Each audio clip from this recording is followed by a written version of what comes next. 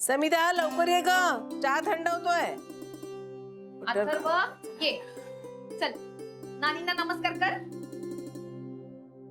अगं बाई ग, कसं शहाणं बाहेर. मोठा हो, यशस्वी हो, शहाणा हो. ये आता पंकज मामाला नमस्कार करायचा. अरे ऑल द बेस्ट बबड्या. आणि चला आता मामीला नमस्कार कर. अगं नको राधिका, मला नाही आवडत हे असं पाया वगैरे पडलेलं. अगं समिधा, आज आता नवीन वर्षाची सुरुवात आहे ना. आमची लहानपणची शिकवण, नवीन वर्षाची सुरुवात मोठ्यांच्या आशीर्वादाने करायची. अगदी छान संस्कार आहेत ते. म्हणजे नव्या वर्षाची सुरुवात अशी झाली पाहिजे, नाही तर ते कालचे संस्कार. काय उपयोग आहे त्याचा? नव्या पिढीचे संस्कार म्हणे. अथर्व बाळा, आत खेळ तू. बरं, काल नक्की काय झालं? नाही, आम्ही सकाळी आलो तेव्हा काहीतरी चालू होतं सोसायटीमध्ये शनायाबद्दल. तुला माहिती नाही? नाही. मला त्या वॉचमनने सांगितलं, त्या शनायाने म्हणे रात्रभर दारू पिऊन धिंगाणा घातला सोसायटीमध्ये. काय? हो. मग सोसायटीतल्या लोकांनी तक्रार केली, पोलिसांना बोलवलं आणि तिला घेऊन गेले. पोलीस? हो, पण तिचं नशीब बरं म्हणून राधिका मध्यस्थी करायला गेली, नाहीतर नव्या वर्षाची सुरुवात झाली असती कोठडीमध्ये. नाही, मला नाही वाटत की शनायाने मुद्दाम असं काही केलं असेल. आय थिंक तिला जास्त झाली असेल चुकून आणि शी गॉट कॅरीड अवे. चुकून. तसंही सोसायटी मधल्या लोकांबद्दल तिच्या मनात राग आहे, बाहेर पडला असेल तो. अगं कारण काही असू दे, पण ही काय वागण्या बोलण्याची पद्धत आहे का?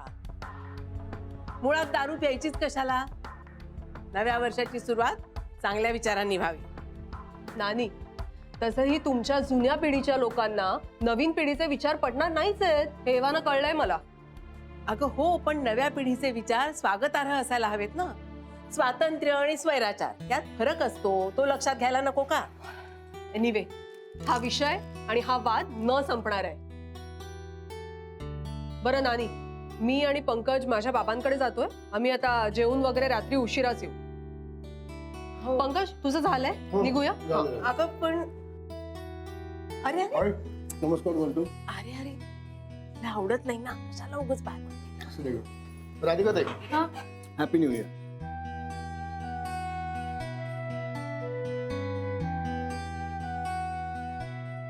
पंकज, झाले झाले सगळ्यांना नमस्कार करून की अजून काही बाकी आहेत? चल, उशीर होतोय आपल्याला. झालं, आलोच मी.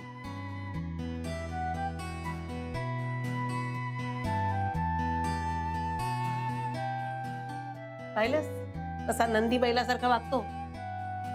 बायको काय बोलली की बुगू बुगू बुगू बुगू. राहू दे हो नानीजी. बर, मी नमस्कार करते तुम्हाला. यशस्वी हो. नानीजी, नानाजींना फोन करून नवीन वर्षाच्या शुभेच्छा देऊया. हो, देऊया ना, चल.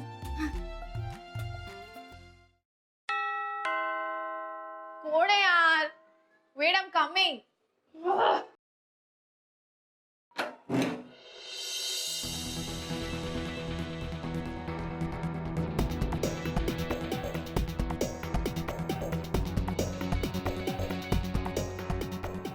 तू सॉरी, मी तुला सकाळी सकाळी डिस्टर्ब करतेय.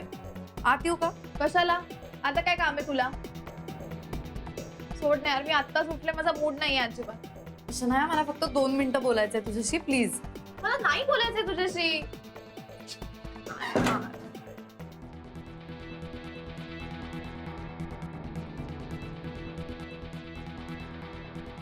का? मी काय केलंय? काय केलं? काल जे काही झालं ना त्याला तू रिस्पॉन्सिबल होतीस. काल तू खूप चुकीचं वागली sir. It was very wrong of you. ए, रॉंग काय त्यात? आपण छान एन्जॉय करत होतो ना. आणि आता पार्टी म्हणल्यावर मजा मस्ती होणारच. शनाया, मी तुला फक्त 1 ड्रिंक दिलं होतं. मला काय माहित तुला एवढी चढेल. नव्हतं ना माहिती, मग कशाला दिलंस यार? तरी मी तुला सांगत होते की मला हार्ड ड्रिंक्स वगैरे नाही जमत म्हणून अजिबात. बरं, त्यावरून किती इश्यू झाला काल, मला तर काय आठवत पण नाहीये. गॅरी मला सकाळी सांगत होता की काहीतरी खूप राडा झाला, मग पोलीस वगैरे आले होते आणि ते राधिकाने सोडवून आणलं माहिती आम्हाला. तेवढ्यात तिला चान्स मिळाला नाही यार चांगलं वागायचा. आणि हे सगळं तुझ्या पार्टी पार्टीमुळे झालं यार. बरं तू काहीच रिस्पॉन्सिबिलिटी घेत नाहीयेस त्याची. गॅरी पण असं काही न बोलता गेला माहितीये माझ्याशी. ते यार माझं न्यू इयरची सुरुवात इतकी घाण असेल असं अजिबात वाटलं नव्हतं मला. तू का आणलेस एवढे सगळे फ्रेंड्स तुझे? Cool down. मी काहीच केलेलं नाहीये. तुला माहितीये का, तो गुप्ते इथे आला आणि त्यांनी डोकं फिरवलं तुझं. एक मिनिट, काय गुप्ते इथे आला होता? हो तेच तर. तुला मग काही आठवतच नाहीये. अरे यार किती प्यायले होते मी काल. येस, तो गुप्ते तिथे आला, तुझं डोकं फिरलं त्याच्यावर. मग तू बाहेर जाऊन राधिका आणि सगळ्यांना बोललीस आणि म्हणून हा सगळा केऑस झाला. यु नो व्हॉट, काल राधिकाने तुझ्या अंगावर हात उगारलाय. व्हॉट? अरे यार वाय वॉज आय सो हाय? मला जर का कळलं असतं ना तिने काल असं काही केलं तर तिला तिथल्या तिथे तुझ्यामुळे झालंय सगळं. अगं पण मेन कल्प्रिट राधिका आहे, हे का लक्षात घेत नाहीयेस तू? तिची एक तर हिंमत नव्हती आपल्या पार्टीमध्ये यायची, म्हणून तिने हे मुद्दामून केलं. सेक्रेटरीला पाठवलं आणि पोलीस पण ना मुद्दामून आणलेत तिने तुला त्रास द्यायला. यार या राधिकाचं काय करू यार मी?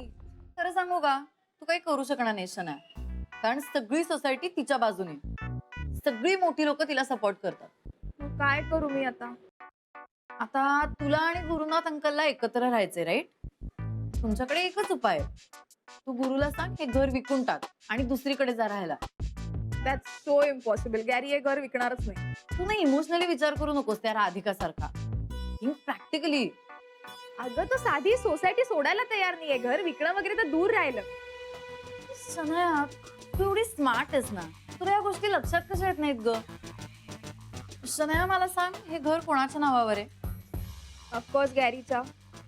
एक्झॅक्टली. हे घर गुरुनाथ सुभेदारच्या नावावर आहे. कळतंय तुला? तुझा या घरावर काहीही हक्क नाहीये डार्लिंग. आणि ती राधिका अजूनही या घरावर हक्क गाजवू शकते, because she is still his wife. तू इथे फक्त राहतेस त्याच्यासोबत as in live in, right? त्यामुळे ह्या सगळ्या सोसायटीतली फालतू लोक तुला त्रास देतात त्यांची अवकात नसताना, राईट? या सो इन शॉर्ट शनाया, तेरी हालत धोबी के कुत्ते जैसी हो गई है. हो, पण आता एक घर विकून तरी असं काय होणार आहे? शनाया, कशी ग तू? एवढी हुशार आहेस, एवढी टॅलेंटेड आहेस, तुला एवढ्या छोट्या गोष्टी कळत नाहीत. हे बघ मला सांग, तू ना गॅरीला जर कन्व्हिन्स केलंस ना की आपण नवीन घर घेऊयात जे तुझ्या नावावर असेल, त्या घराची मालकीण होशील डिअर. आणि तुला या सगळ्या कटकटीपासून दूर जायला मिळेल, राधिकाची कटकट बंद होईल. सो इन शॉर्ट तुझ्या दोन गोष्टी साध्य होतील. तुला कळतंय का? Just think of it. हा यार, आयडिया तर सॉलिड आहे. मग आहे ना, तुझ्या लाडक्या गुरुला सांग लवकर विकून टाक हे घर. Just think about it. निशाचं म्हणणं बरोबर आहे यार. खरंच गॅरीला पटवलं पाहिजे.